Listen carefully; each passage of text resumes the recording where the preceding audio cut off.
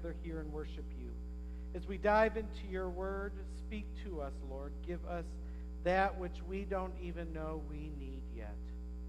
Take my words, Lord, and make them your own.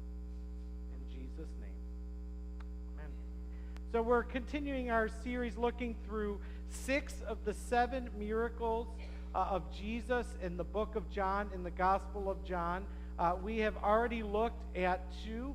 We looked at Jesus' first miracle, turning water into wine, and what a great sermon if you weren't here, even though I continue to field questions about Dan and math and wine. But we'll continue to work through that. And then last week we looked at perhaps the most notable, the most surprising of Jesus' miracles, raising Lazarus from the dead. So today we come to the miracle of the healing of the paralytic. And as we look at these miracle stories, we don't look just at what happened. We look to understand what Jesus might be saying to us today. We also need to be reminded, even though we don't recognize it, there are miracles all around us. Maybe it's something we've gotten used to. Maybe it's something that we see as normal or explainable, but fail to see the miraculous in it. Maybe it's truly miraculous, but we're afraid of the implications of seeing and believing something to be a miracle. So this story is about the story of this healing pool area. This was in the old city of Jerusalem, the inner religious city. It's actually in a back corner of that city. The quickest way to get there is through what they call in here the sheep gate. This is literally the back of the city. When you walk into that gate to get to the spot, it's like walking behind the back of a restaurant. There's just dumpsters and cats everywhere, basically.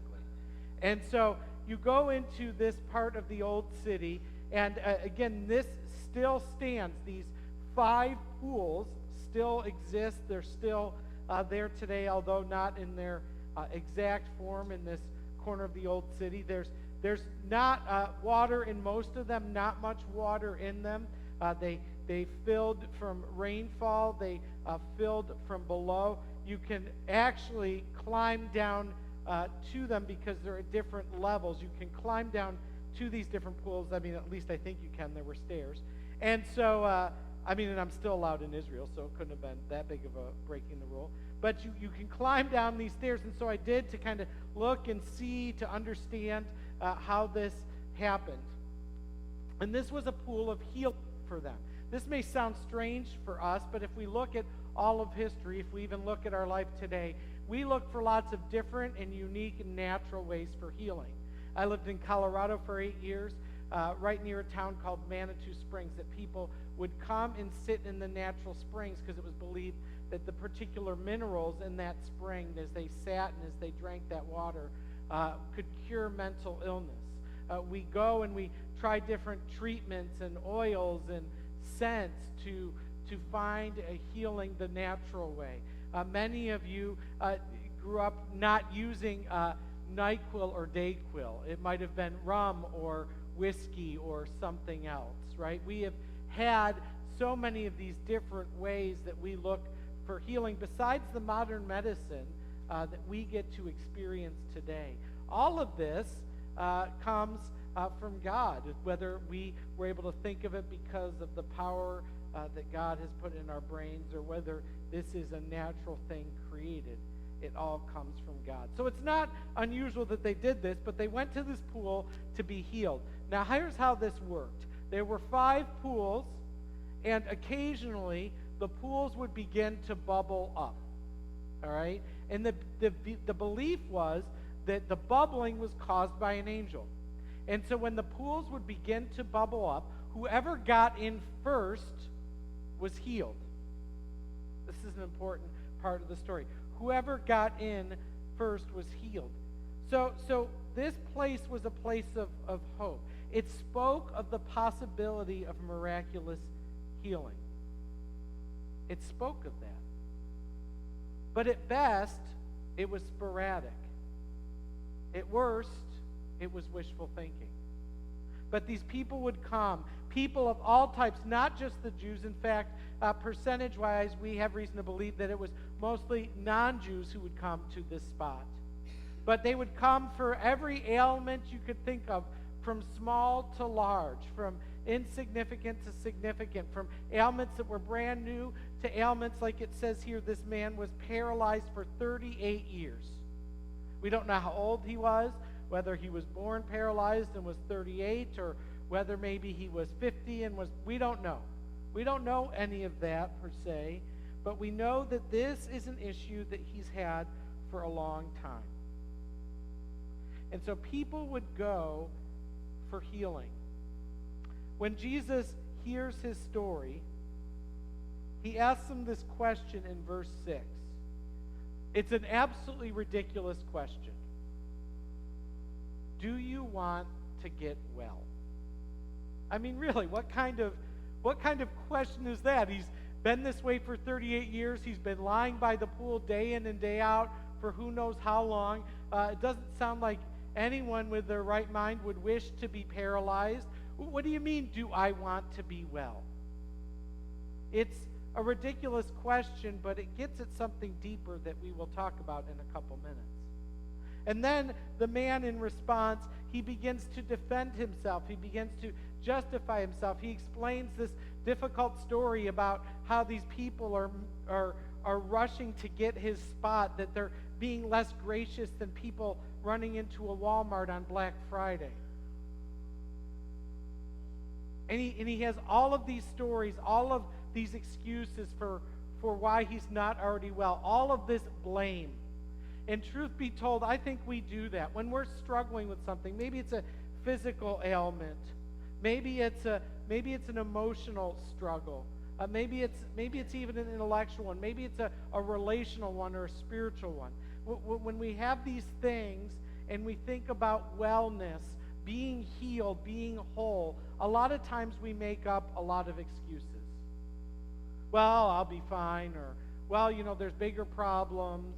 Well, even if this and this, it's this person's fault, or if only this, or if only that. We talked about the if-onlys last week.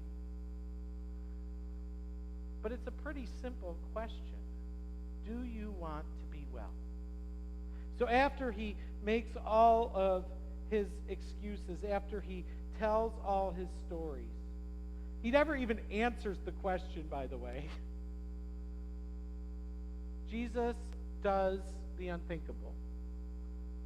Two unthinkable things. First, he heals him, and he does it without pools. He doesn't set him in. He doesn't make the pools bubble. He simply looks at him and says, "Get up, take your mat, and walk." Instantly healing this man of 38 years of paralysis. But he breaks a rule here. He heals on the Sabbath. You're not supposed to do any work on the Sabbath, including healing. He's inside the old city. He breaks the Jewish law, the Jewish rules, the Jewish tradition for this man. It's not the first and only time that Jesus does this, but it's a significant part of the story because it reminds us that Jesus wants healing for everyone, every day. And if we're honest, we may go days without ailments, but there are lots of places in our lives that need healing each day. Maybe it's some bitterness. Maybe it's some unforgiveness. Maybe it's a physical pain. Maybe it's emotional hurt. Maybe it's being betrayed by somebody. Maybe it's a relational pain. Maybe it's a worry or a fear that causes you to toss and turn at night. But truth be told, we all need healing. Not just once, not just for physical things, but for all things. And in many cases, on a daily basis.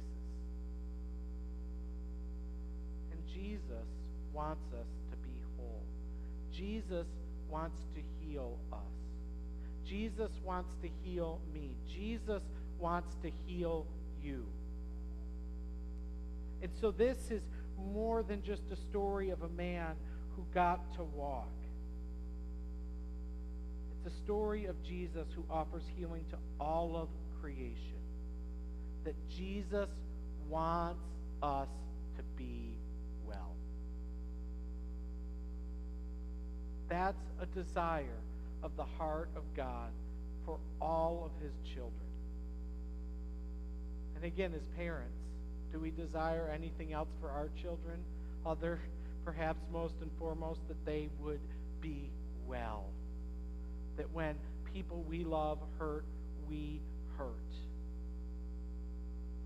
How much more so does the God of the universe, who loves us without condition, who created us, want us to be well? But this question, do you want to be well, strikes at something deeper. Because a lot of times I and we and everyone I've encountered says that we want to be well, but I'm not so sure we do. Sure, nobody likes pain of any kind, but sometimes the idea of being well feels a little scarier, feels a little more painful. Maybe we've become used to the challenges we face. Maybe they've become a crutch for us. Maybe there's something that we don't want to let go of control over. Because to be well, we've got to let go. And to be honest with you, I think that that's the hardest part of being well, is letting go. It's not the healing part. It's not the wanting it part. It's not even the work that often comes with healing. It's that letting go. Sometimes we become so defined by the illnesses, by the challenges we face, physically, emotionally, spiritually, career-wise, that this Jesus who offers us wellness, if we're honest, we don't really want that. We don't want to have to do what it takes to let go, or we don't want to have to do what it takes to make the steps. I can't tell you how many times I'll have someone come and talk to me, and they'll say to me, here's my challenge. What do you think? And I'll say, here's what I think. Here's what the Bible tells us. Here's what we know. Well, what should I do? And I try to avoid that to a certain degree. And so maybe I'll offer some suggestions. And I can't tell you how many times this person will look at me, and maybe they won't say it out loud, but a lot of times they do. They'll say something like, well, that's too hard. Or, I can't do that. Or, that's never going to happen because of so-and-so and so-and-so and so-and-so and such and such. The truth is, I think this is a really legitimate question, a question that sounds ridiculous at the forefront. Do you want to be well? Of course I want to be well, Jesus. Of course I do. But do I? Do we really want to be well? Are we willing to let go? Are we willing, as Rod was talking about in the children's sermon with the pennies and not the bills, to trust God? Because that's what happens when we let go. We literally trust God. And so this is not just a ridiculous question of a guy who desperately wants physical healing. It's something so much more. A man who really needs healing that goes far beyond the physical healing. And that's the truth for us. We need and want more than physical healing. The physical is temporary. Everything else is so much deeper. Our bodies, they don't always cooperate as they get more miles on them. But even then, the healing we need is so much deeper than a sore throat, a limp, a deep personal pain or loss. Do you want to be well? Because what Jesus points out in this story is that we can have all the pools and all the medicines and all of these wonderful resources that come from God, some of which maybe I think are weird and you don't, and vice versa. We can have all of that, but true healing is found only in Jesus. True, lifelong, full healing is found only in Jesus. That's why Jesus doesn't bother with the pool.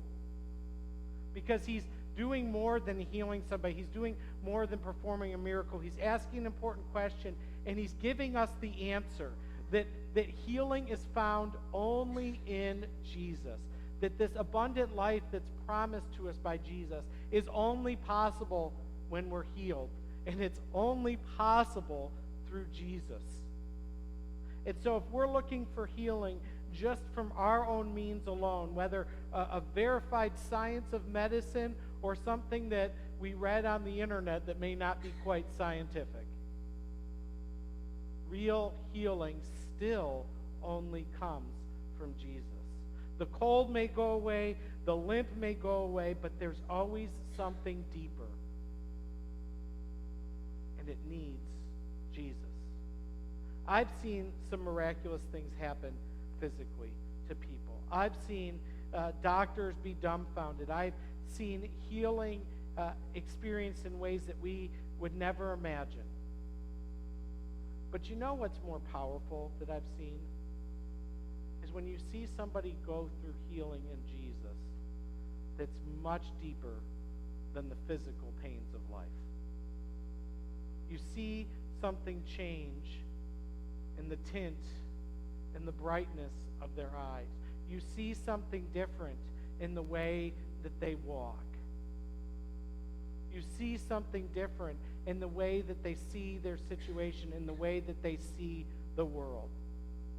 And sitting here right now today, every one of us has something in our life that needs healing. And chances are it's something that we're hanging on to because we don't want to let go and trust God to heal it. Whatever the reason might be, we just don't want to let go. And so our answer, if that's us, when Jesus says, "Do you really want to be well?" might just be, maybe not. And yet, Jesus continues to offer us healing. It's there for the taking. It's there for us for any need of any type in any day. From the smallest need for healing to the biggest. From the physical to the emotional to the spiritual. Jesus wants you to be well. He wants you to be well. God did not design the world for illness. It was created for wholeness. God didn't design the world to be limited. It was created for abundance. And a lot of times the one thing standing between us and abundance is our unwillingness to let go and to let Jesus make us well. That's what he's after. I want to share a quote on this passage from one of my favorite thinkers. Paganism looks at the world of creation and tries to harness forces within it for its own ends. The healing that Jesus offers us is the reality that the created world was waiting for, the beginning of a new creation. The salvation that the Son of God brings when he comes into the world is the new day that, had they known it, Israel and the world had been longing for. You can search for solutions to your problems all day long, and you will find great tools and resources and people out there. But to really, really, really be well, there is only one place to go.